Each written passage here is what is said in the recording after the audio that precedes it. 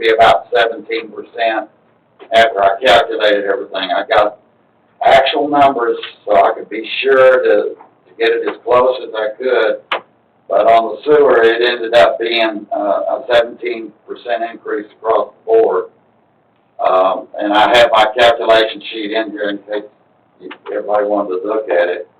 The water rate, I got it to, it's a 9.2% increase over last year. Not near what we had talked about earlier. But the biggest reason is because the in-district and out-of-district goes away this year. So everybody will be paying the same. I mean, you couldn't treat one residential different than the other because there is no tax to be paid anymore like there used to be. So we had to level all that. And not only did we have to level that, but we also had to level it in the commercial also the same way. So by setting the rates, raising the base rate like we did, we also raised the consumption rate just a little bit. But by doing all of that, it totaled out, calculated what we'll get this year versus what I project for next year. It'll end up being about a 9.2% increase. That's if everybody uses the water the same way they did the year before. And there's no guarantee of that either. But it gives us a balanced budget, counting everything that we did out of it. I believe by $246, if I remember correctly. $246 in the black. That's using no prior year funding, nothing of that. And I think it's going to put us on this. We've always said, let's give all the expenditures and stuff when Fort Worth hands us down an increase. Let's get it incorporated. Just don't fool around and push it back a year or two, and then we're going to have to end up hitting a big increase at one time. So we're trying to keep all that, put it on a level playing ground now with our bond payments and everything that we have. And of course, you heard the speech the other night about the water treatment plant and what's going to be involved going forward on that.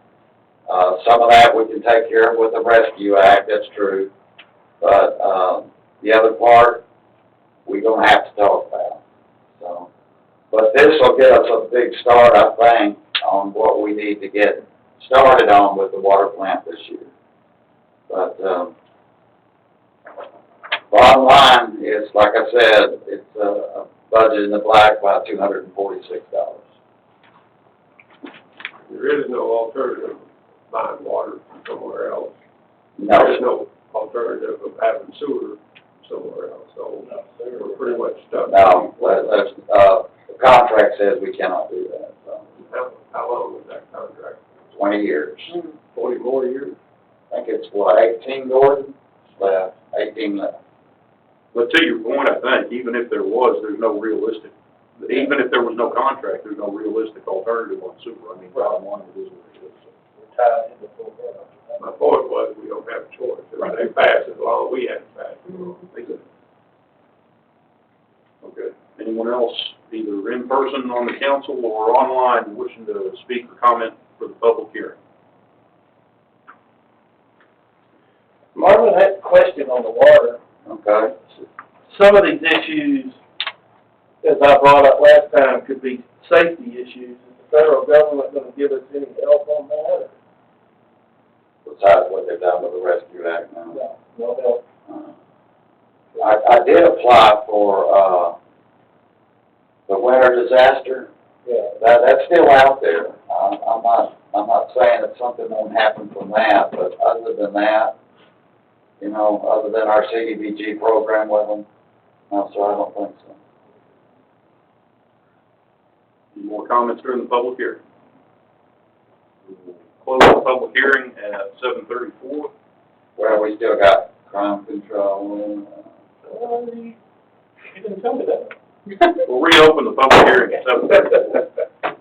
I was incorporating that in the questions, but go ahead, present those. Okay. We have EDC has held their public hearing and has approved their, EDC has, approved their recommended budget, which, is, this year, the sales tax, as I told everybody earlier, had, for some weird reason, had gone up. We think it's online sales, but nevertheless, we were able to increase our sales tax somewhat. We're anticipating, more increase with the new businesses coming in, but I didn't project any of that.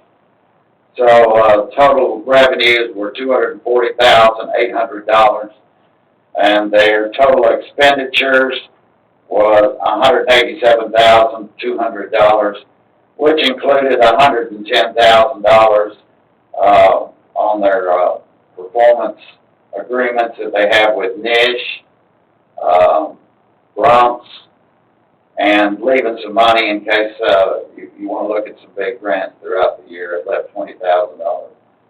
Bottom line, once you subtract the expenditures they projected, you end up with a budget in the black by $53,600.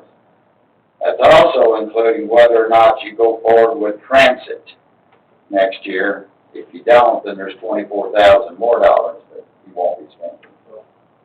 Dish is closed, Marvin. He told me he's gonna reopen, but, I don't know for sure any of that, but we still have to pay something on that, whatever the sales tax was this year. Marvin, did he give you any idea of this time frame? He said a month or so is what he told me. Transit's due to be discussed at the next EDC. At the September 13th EDC meeting will be the discussion on the transit. And you, according to your contract, if you gonna get rid of it, we have to let them know before September 27th. That's not coming before council? It'll come No, to it'll go council. EDC first, then council. Council will be on the 14th. I know y'all like meetings, so we just keep on having them. I don't care. $2.50 special meeting, keep adding up. So that's your EDC in the black by 53.6, and that was the major project I wanted to spell out to you. Now the crime district, with the enterprise program this year, we did not put in for a new vehicle. However, we did put in for a clerk for the police department, so it's an added position. But even with that, we projected to get, again, $225,000 in sales tax, and with a total revenue projection of $227,700. The expenditures, even with the new employment and their step plan, came to $200,844. That left them in the black by $26,856. Any questions on crime district? You have two more. Stormwater task force. It actually came out in the red this year. Put in there just for the purpose of balancing it to use prior year funding.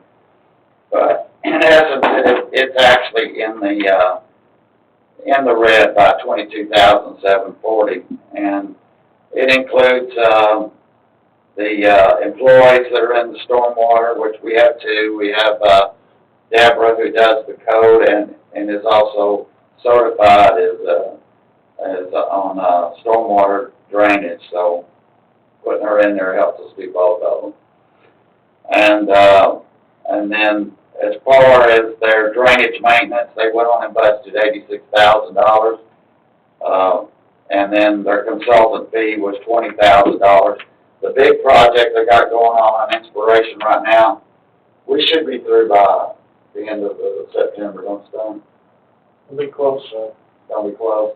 If not, we may have to come over and amend that to do that. If my auditor makes me any will. But as far as the total expenditures, it's $288,296, we projected the drainage fees to be $265,456 this year. So